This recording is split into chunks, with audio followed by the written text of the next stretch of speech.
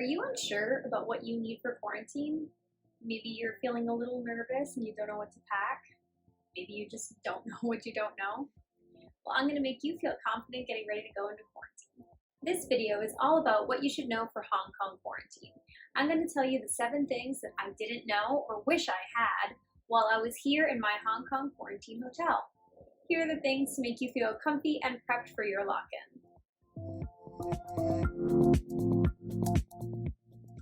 大家好, or maybe now that I'm in Hong Kong, I should be saying 大家好. Maybe. I'm Jenn, and I've traveled all over the world. I have a passport full of stamps and a mistake to go with each one of them. I've stumbled a lot along the way, and I want you to feel confident in your travels so that you don't have to make the same mistakes that I did. Be sure to subscribe for more stumbling content. Hit the notification bell so that you know when I post something new. You need a converter. So in the United States, our outlets look like this, and in Hong Kong, your outlets are gonna look like this. Not only do the shapes of the outlets look different, but they use different voltage. So you're gonna need a converter to make sure that you keep your electronics safe. I'm gonna link below something that'll help you figure out the specifics of what it is you're gonna need for a converter when you come over to Hong Kong. You will get bored. It's gonna happen, just be prepared for it. You can bring a Kindle or have some books set to the side so that you can be ready for that. You can always bring some bands if you want to work out in the room. They're a really lightweight travel option if you still want to get some fitness in. Or if you plan on just, binging all the latest TV shows, be careful because you are only going to have the selection available that is available to the people of Hong Kong, where you can also have a VPN and then go and just pretend that you're in your own country. But otherwise you're going to be stuck with Hong Kong selection, which may leave out your fan favorites. Your food is gonna suck. I tried to keep things in a reasonable budget, so my hotel is not the fanciest thing there is. It's not bad either though.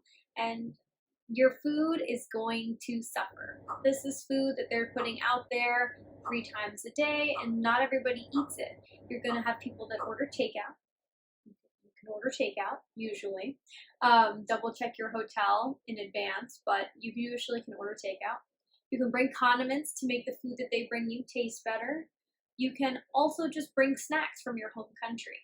So in Hong Kong, if you're traveling from the United States, you get 2 free bags as you fly over, so that's going to be 23 kilograms or 50 pounds.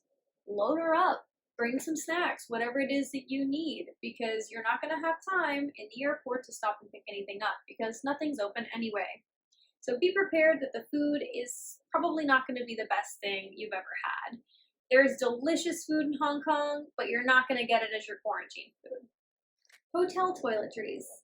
So I find that the priorities for hotels in the East and West varies in your toiletries. I don't usually see as much body lotion or conditioner when I'm in Asia compared to when I'm in North America or maybe even in Europe. There is no conditioner at the specific hotel that I'm at. The body wash and the shampoo look exactly the same, and they have been irritating the heck out of my scalp. So make sure that you bring whatever toiletries you will need. Temperature checks, COVID tests, and cleaning.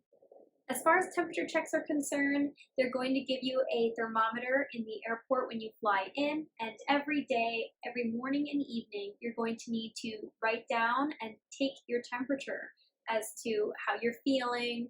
They just want to make sure that you are doing okay. You're not getting any symptoms. So just be sure to fill out the booklet. It's in English. You'll be fine. You have 3 different COVID tests that are going to happen over the time span while you're in the room.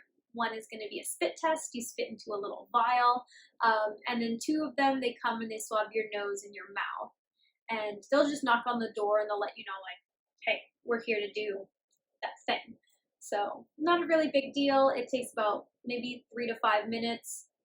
And that was it. Passport, test, done.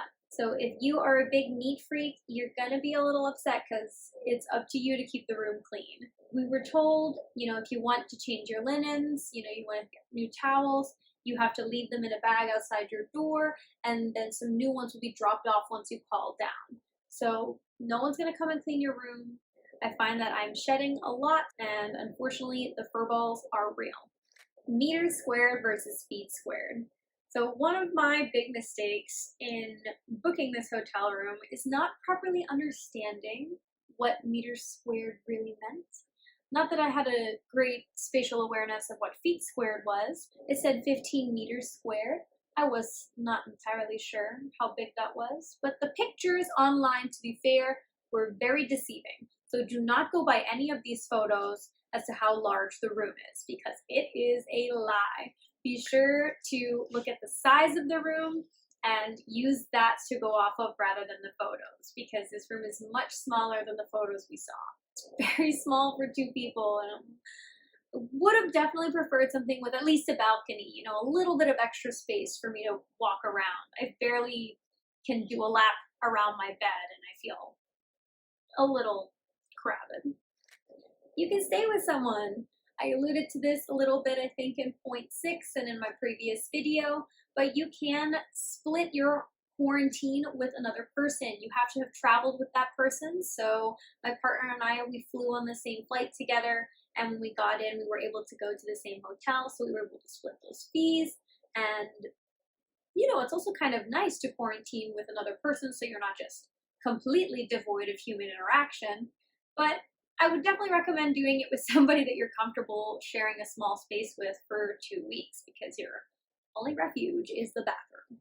So what you should know in Hong Kong quarantine is you need a converter, you're going to get bored, the food's going to suck, the toiletries will too, you'll be tested for COVID multiple times while in the room, the rooms are small, but you can bring someone along if you want. There's still so much that I haven't seen, so be sure to comment below if there's something that you want me to check out or go and try for food, and I'm going to do my best to fit all of those things into their own video in the future.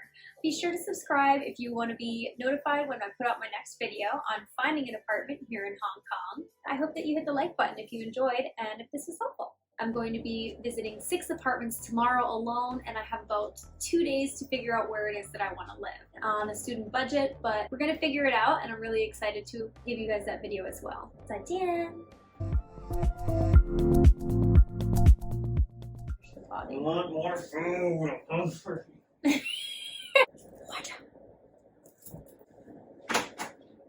Tail. 加油! 累不累？ I just want to get out of here.